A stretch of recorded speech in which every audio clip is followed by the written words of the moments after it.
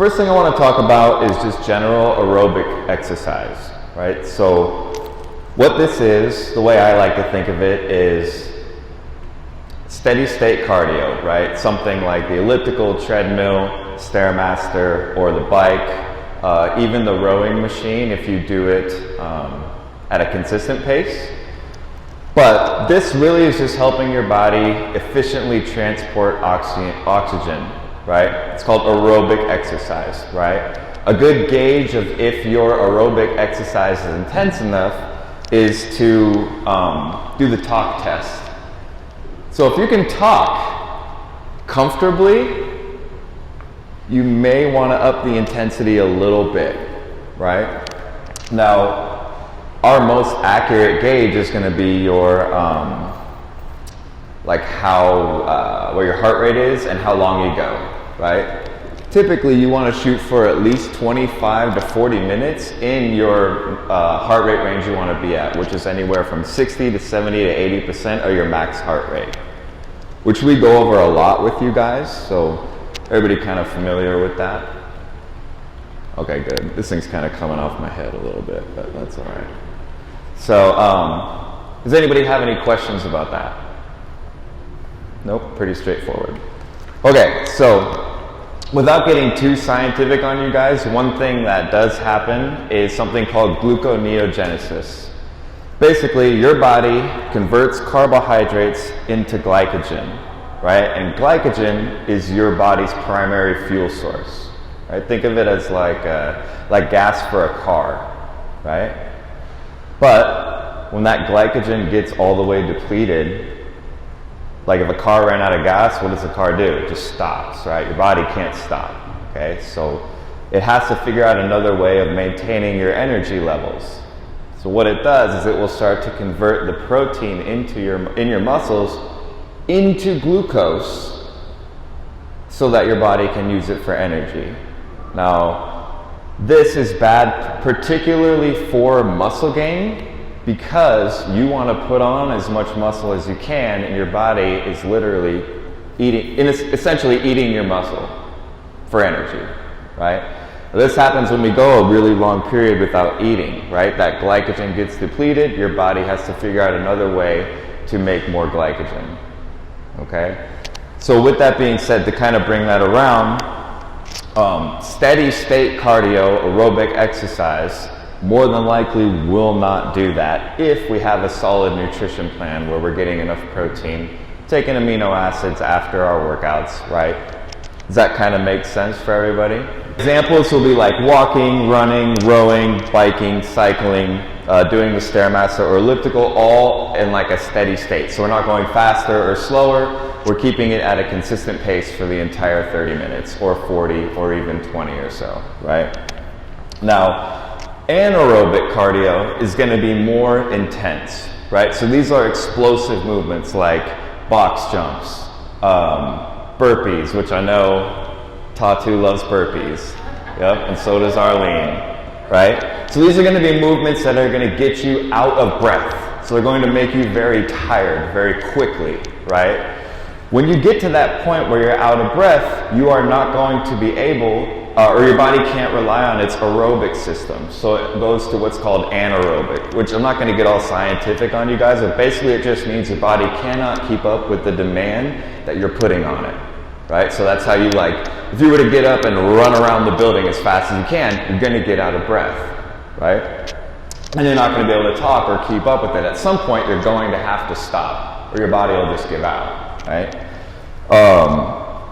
So some of the benefits of doing anaerobic training is obviously the higher intensity. You can burn a higher amount of calories in a shorter amount of time if it's done properly, okay? Some of the downsides, like if you're in muscle gain, would be that a lot of the time it makes it so it can use muscle for energy because your glycogen will get depleted a lot more quickly, right? So it kind of depends on what category you're in, right? Now you can still put on muscle and do interval style training, but you want to make sure that you have a high amount of calories so that your body doesn't break down muscle for energy, right? It always comes back to that. Now, I know that can be a little confusing. Does anybody have any questions on that?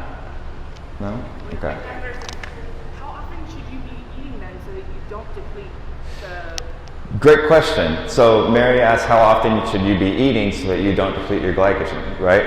It's literally just when you're hungry, right? So if you go, yeah, right? So when you just want to not let yourself go a long period in the day without eating. I talk with my clients about this a lot. Like, for example, a lot of people have a hard time eating breakfast. In fact, on a work day, who has a hard time putting a full, nice, cooked breakfast together? Go ahead and raise your hand. If you didn't, you're lying. No, I'm just playing. But the issue is you just want to make sure you eat regularly, right? Now, also, you want to make sure you're having an ample amount of carbohydrates in your diet, right? That's why typically we'll shoot for anywhere from like a 40% carbohydrate, 30% protein, and 30% fat diet. And as you work with your trainer, they'll kind of move that around, right? You want to make sure you're getting enough energy so that your body can convert those carbohydrates into glucose, right? And just eat regularly. Does that make sense? Okay. Arlene.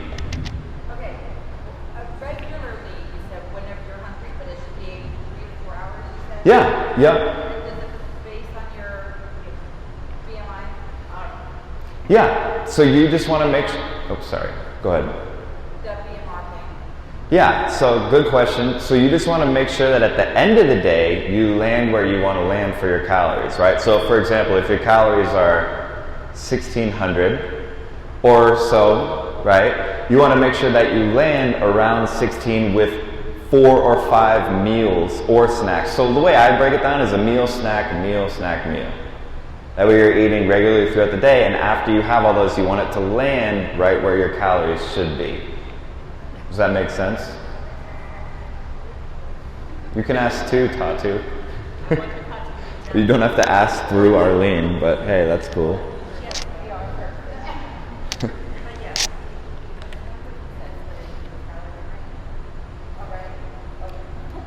Good? Okay.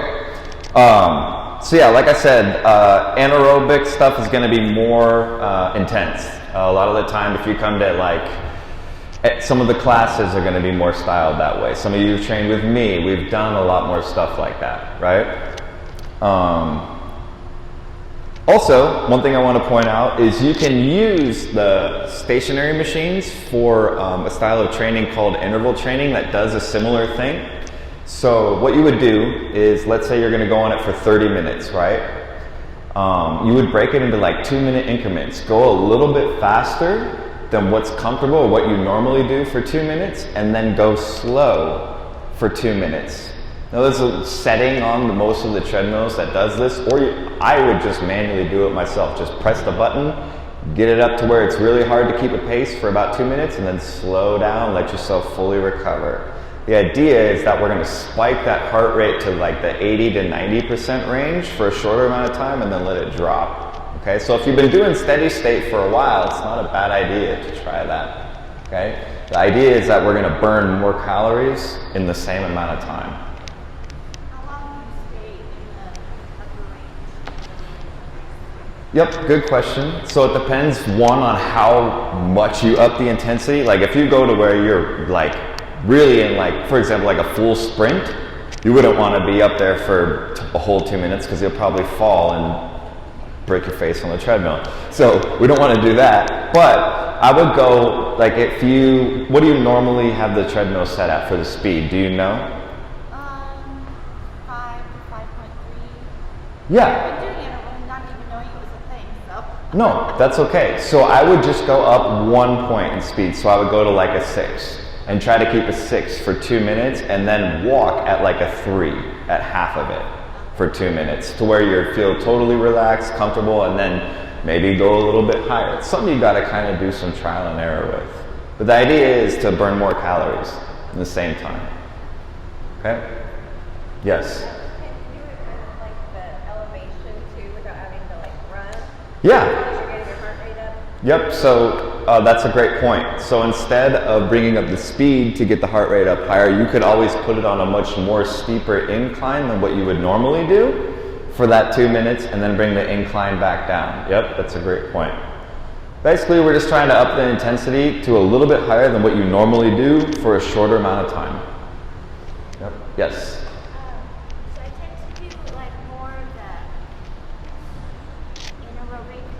And Uh-huh. so if I were to like plateau, what should I supplement it with? Aerobic or static? Do you mind saying the question one more Oh, time? sure. So I tend to like higher intensity Yep. workouts. It's great. Yep. But and I just can't do I don't do the static Yeah. well. So Yeah. if I plateau, should I incorporate the static to like? Yeah, you can, right, to mix it up. What I would do is, if you like that style of training, I would just do it on the stationary machines, right? So like kind of like what we were just talking about, like bring it up to like a pretty quick speed on like the treadmill if you use it for 2 minutes, and then rest. So that way you're not doing just steady state. If you really like that style of training, all right, that's fine. Does that make sense? I think so. Yeah. But have you even hit a plateau yet? It sounds like you haven't. No, but he wants me to, he only wants me to do the heavy weight composition. Yeah, so I'm actually going to go into that in a second. That's a good point. Let me just wrap up this here. So in kind of a summary, right? Aerobic activity, we just monitor our heart rate and how long we go. We want to be in a point where it's hard to hold a conversation, but we're not completely out of breath. Anaerobic, which I'll show you kind of how to implement that besides just on the equipment here. We want to be to where that intensity is very high, okay? Aerobic is better for muscle gain because it makes sure that our cardiorespiratory system is still working, even though our goal isn't to be in a caloric deficit at the end of the day. It's not that you can't do anaerobic when you want to gain muscle, but you just got to make sure that you're in a high enough caloric surplus to where it's not going to put us in a deficit at the end of the day, right? And then anaerobic just in general has a lot more intensity, right? So if you ever feel like you're bored or with your cardio being steady state, you can always switch, but both can be effective if we do them properly, right? So now I'm going to go into like the different methods of how to do it. You guys may have heard us kind of talk about this before. So steady state cardio, right? We want to make sure that we have enough frequency for it to be effective and that we go long enough and monitor our heart rate high enough for it to be effective, right? So with cardio, with steady state, we want to shoot for at least 3 to 4 times a week for a duration of anywhere from 25 to 40 minutes, right? And we want to make sure we do it after our resistance training, if we're doing resistance training in the same day, right? You don't ever want to do it in the other order because your body will burn through a lot of your glycogen doing cardio, because you burn more calories when you do cardio than you do when you lift weights, if you have them as two separate things, right? So the whole problem is that if you do cardio first, you'll deplete your body's fuel source, and then you're going out to lift weights, which ironically your body will be utilizing protein for energy while you're trying to build your muscle, or at least break the muscle tissue down. So you don't want to do that. Does that make sense? Okay. Let me take a look here really quick. Next.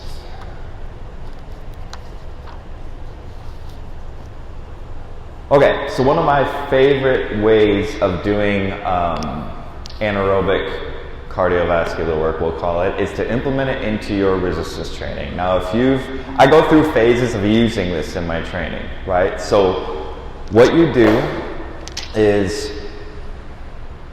take a specific muscle group, right? So typically when you meet with your trainer, right, not all the time, but sometimes you'll have a specific day, right? Like chest day, leg day, core day, right? Is that, you guys following me so far?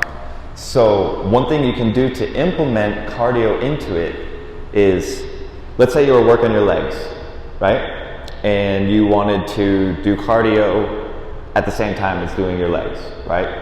At the same time, you do some anaerobic work. What you do is you do a movement to get your heart rate up during your rest that doesn't exhaust the muscle group you're working. So for example, let's say you were doing a set of squats, right? Typically we're gonna rest about 1.5 to 2 minutes in between our sets, right? You can do things in the first half of the rest to get your heart rate up. So for example, let's say we're doing our squats, then we rack the bar or whatever, put the kettlebell down, or just doing body weight squats. And then we would do something like jumping jacks for 40 seconds, right?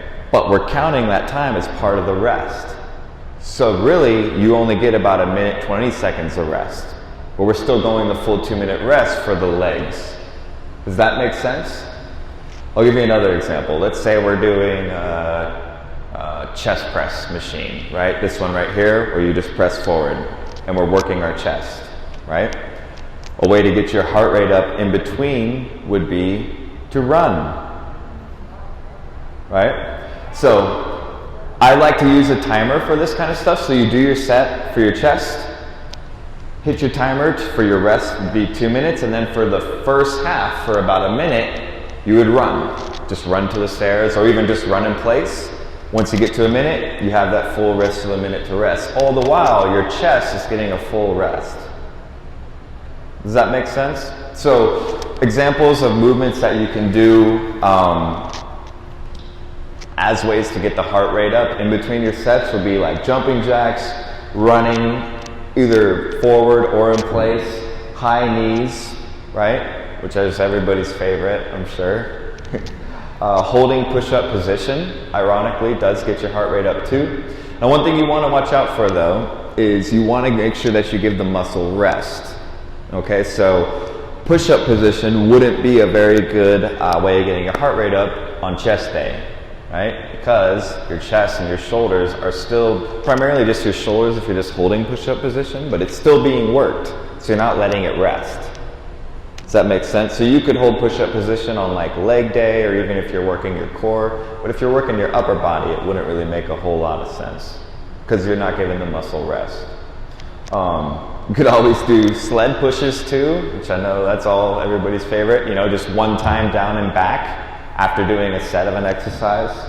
Burpees, box jumps, squat jumps, all these are things you can implement in your resistance training to keep your heart rate up, right? And if you do this, you'll find that it's a very different kind of workout. If you time it right, to where we only have a 2-minute rest and half of your rest is moving, not only will you notice that the resistance training will feel harder, right? Because you're going to be exhausting yourself cardiovascular wise too. But if you're looking to kind of make your training more intense, or you feel like you've kind of hit a plateau, this is a great tool to throw in to help with that. And it makes it so you do resistance training and cardio together in a shorter amount of time, right? Has anybody ever done this style of training before? Tatu, don't shake your head. We did this like every time we met for like 6 months. Do you guys, oh yes. Yeah, yep.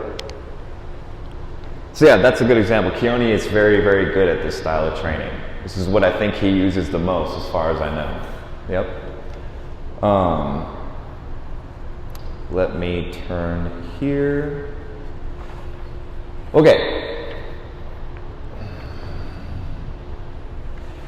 So then there is also a style of training called circuit training, right? And it's similar to what I just explained, only this is going to be more multiple muscle groups all at once, right? So like an example of a circuit training day would be more full body workouts, right? So this is for somebody who maybe has a really busy schedule, or you feel like you can only make it to the gym like 2 or 3 times a week. This is a way to like maximize your efficiency while you're here, okay? So you set up stations and it's all timed. So you got to make sure you have a timer or some kind of way of timing yourself, right? Like everybody's familiar with a squat, right?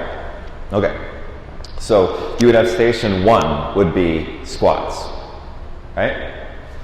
Station 2 would just be a way of getting the heart rate up, like one of those movements we talked about, like box jumps, right? Station 3 would be a movement for your upper body, like curl and press. And then station 4 would be another way of getting your heart rate up. So you have 2 resistance training, I'll call them pieces, and then 2 that are just going to be helpful with getting your heart rate up.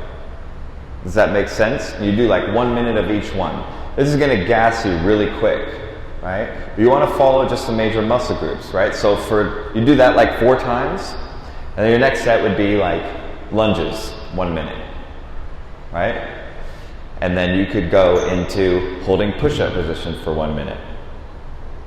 And then something for your upper body, like just a single hand press for 1 minute. And then run for 1 minute, right? You can kind of mix it up as long as you're following the same kind of muscle groups. That's kind of how circuit training sort of works.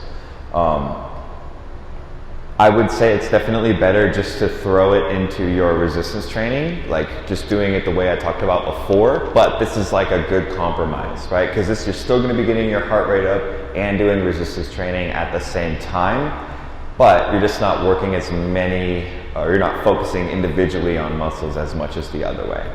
Does that make sense? Okay.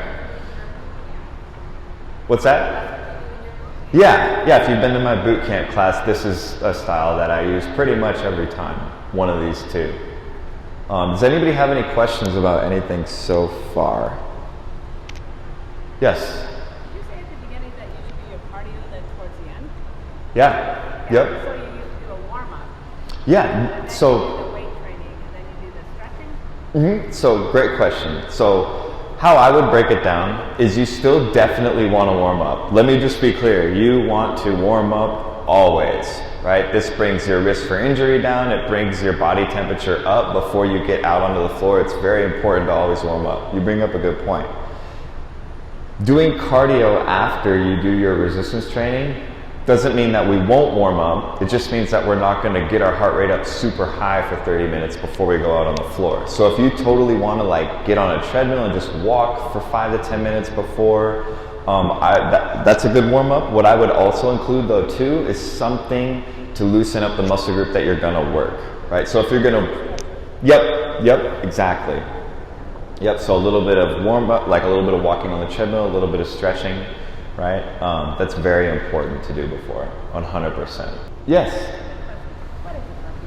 Oh, what's a burpee? I have some clients who would be so good at showing you if you want to. No, not feeling it today? So a burpee is just where you put your hands to the ground.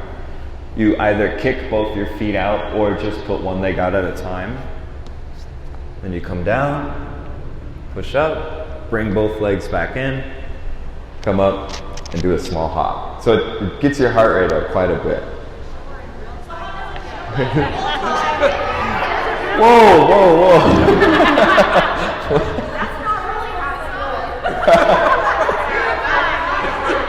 What'd I do wrong?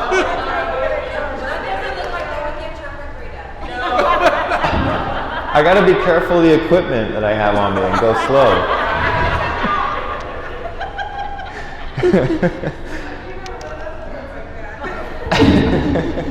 Yeah, typically if you train with me, you're not gonna be doing them that slow. I'll just tell you that right now.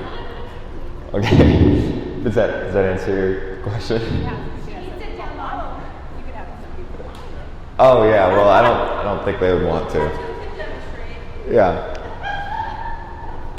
Okay. Any other questions about any of that stuff? No? Okay.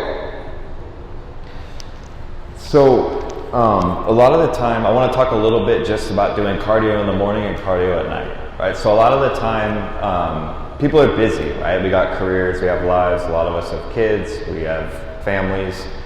So it's really important to be consistent with your training, right? Because it's not that doing cardio once or twice a week isn't going to help you. It's just for it to really be effective, we have to get your heart rate up more often than just once or twice a week, right? So who likes to do cardio in the morning? Okay. Who does it any other time than the morning? Like nighttime maybe, typically. Okay, so I just want to preface this by saying that both are good. You can do it in the morning or at night or any time in between. One tool that I have used in the past, and I believe my clients have used at some point, is to wake up and do cardio first thing in the morning. Okay? The reason that this is effective is because it's going to burn calories at the very, very beginning of the day, right? Which is going to set you up for success all throughout the day, right? Some of the objections I get to doing this are like, oh, I don't want to wake up and eat right before and then come and do cardio. I get that, and that's a valid, objection to doing it in the morning. It is okay as long as you try to eat right afterward, right? The idea is that if we do cardio on an empty stomach and then go a long time without eating, we're telling our body to burn a lot of calories and then immediately telling it to slow down on how much calories it burns if we go a long time without eating after we do cardio, right? So whether you do it in the morning or at night, I don't want to say that it defeats the purpose, because it doesn't. It's still good to do cardio, but we want to make sure that we keep up with that demand that we're putting on our body, right? It's really important. So as a general rule, if you do cardio in the morning, you want to make sure that you eat at least within an hour to an hour and a half afterward. At least have a shake, something, so that your body has something to start processing and to keep that metabolic burn going, right? Yes. Good question. You can. There's nothing wrong with that. I would, in a perfect ideal world, I would kind of separate them, but you can. But if you're doing that, your nutrition is top priority. Because what'll happen is if you do cardio in the morning, and then you go a long time without eating, and then you come in and do resistance training at night, your body is just burning through muscle to keep up with the demand that you're putting on your body. So yes, that is totally fine, that's totally good. Yep, morning and night. So if you were doing resistance training at night, you'd want to do it in the morning, right? That's a great tool to burn calories. I'm all for it. You just got to make sure that you're eating every 2 to 3 to 4 hours consistently, whenever you get hungry, right? That's another thing too. If, you hear me say eat every 3 hours or eat every 2 hours, right? It's not that you have to do that exactly to a T. Instead of thinking it like that, just make sure that you're eating whenever you get hungry, right? Because when you start to get hungry, it's your body telling you, hey, we need some nutrients, right? And your body will start to do what I told you guys before, gluconeogenesis. Whenever that happens, it'll start to rip through that muscle fibers, or muscle tissue, right? So eat regularly. If there's anything that I can get into everybody's head, it'd just be to make sure that you eat regularly. It seems to be one of the hardest parts for everyone because we get busy. That's why a lot of the times I'll have a protein bar in between clients, right? I'll have, most of you probably have a meal replacement, just something for those situations where you're out, because we're all busy, right? When you're at work, you can't necessarily stop to eat, but I'm pretty sure everybody could grab a protein bar and eat it, right? Because we all get busy, but it's really important. It can slow down your results significantly. And on top of that too, when we go a long time without eating, what normally happens? You eat a bunch, right? So I've had a couple conversations with clients too where they're like, oh, well, I'm just not hungry in the morning. Everybody ever feel like that? Eat it all the time. Yep. So for anybody who's not hungry in the morning, I would recommend doing cardio in the morning on an empty stomach, because that's going to make your body burn calories at the very beginning of the day. And maybe not right away, but I promise you, after maybe 2 or 3 weeks, you'll start to notice, I'm kind of hungry. So that's what I would recommend trying with that. Also, a lot of it has to do with your lean muscle tissue, right? So how often you're lifting weights. So when you are lifting weights, your body's breaking down muscle tissue, and then over the next 24 to 48 hours, it's coming back stronger, right? It's replacing lean muscle tissue that was torn. The more lean muscle tissue that you have on your body, the more calories your body's gonna burn. So if you lift weights 3 times a week, do like a leg day, a push day, and a pull day, and you start doing cardio early in the morning on an empty stomach, I promise you'll start to get hungrier in the morning. There's no way that you can't. But that's hard when you're on 1,000 to 1,100 calories a day. It's hard to be eating that much. Right. Yep, great point. So what we want to try and do is just structure it out into smaller increments throughout the day. So we feed your body and you don't get so hungry later in the day, right? The whole idea is to get more on the front end of the day so we don't have that like overbearing hunger at night. You know what I mean? And that's common. You're not alone in that. That's very, very common, right?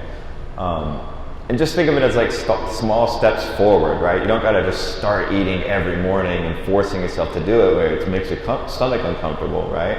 Just start with something small. You know, have like a meal replacement or a protein bar, or you know, just like a banana with a little peanut butter, just something. Hard-boiled egg. Yeah, yep. Anything like that is fine. Yep. Sorry, I went off on a little bit of a tangent there. Does anybody else have any questions about anything like that? Yes. So when this is kind of a personal thing, but It's fine. when I started doing the modeling when I was 19, I was like 103. Oh, I'm wow. 178 right now. Okay. And I'm trying to get back to not necessarily that, but I'm just saying like I had a point, but I was trying to come up with it. Maybe I'll just ask you later. Yeah. Okay, that's fine. No problem. Okay. Does anybody have any questions about cardio in the morning or at night? That reminds me. Got a little sidetracked. Cardio at night is still good too. I don't want to take away from doing it then. You just want to make sure that you're consistent with it, doing it 3 to 4 times a week. Mornings are better for you. There's a small better benefit because you burn calories more in the morning. That kind of sets you up for success for the rest of the day. But if you can only fit it into your schedule at night, that's perfectly okay too. Okay? And then, yes? If you're a muscle gain, I don't know if you mentioned this, but muscle gain, you're not supposed to do no more than 20 minutes cardio. Right, so the parameters are still the same. It would be the frequency that we want to bring down, right? So for muscle gain, if we want to gain muscle, we have to be in a caloric surplus at the end of the day. Cardio burns calories, right? I mean, essentially life burns calories, right? Moving, existing, doing things. But doing cardiovascular work burns the most amount of calories because it demands a higher amount of energy, right? Just for you, those of you that don't know, calories are just a unit of measuring energy, right? So when you do cardio for muscle gain, what I would recommend is doing it 2 times a week, but still keeping it to 30 to 40 to maybe 25 minutes, following it the same way. The reason being, it's really easy, especially, I have noticed this more in male than in female, but it's really easy to completely ignore your cardiovascular system while you're bulking, right? It's like, I want to put on as much muscle as I can. I don't want to do cardio. You know, there's all these jokes and shirts and memes about, you know, forget cardio or whatever, right? But we don't want to do that because we're ignoring the system that pumps blood throughout our body and helps us breathe. Right? Not a really good idea. So the point of doing cardio while you're in muscle gain is to keep your body working healthy. Okay, so we do still want to do it.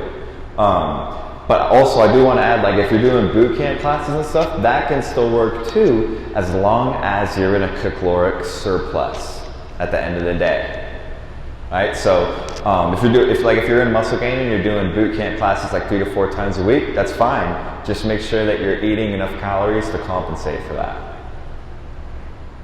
right? Classes are cardio? I mean, Yep, so boot camp classes are going to be more of the style of doing like circuit style training that I talked about, or what I talked about before that with adding like a way of getting the heart rate up in with resistance training, or like a mixture of that. So it's going to be both. It's going to be resistance training and ways of getting your heart rate up pretty much in any boot camp class as far as I know. Yeah. Sometimes there probably won't be, like sometimes they'll probably have more of just a weightlifting day, or depending on the class, right? Mine always have both. Yeah.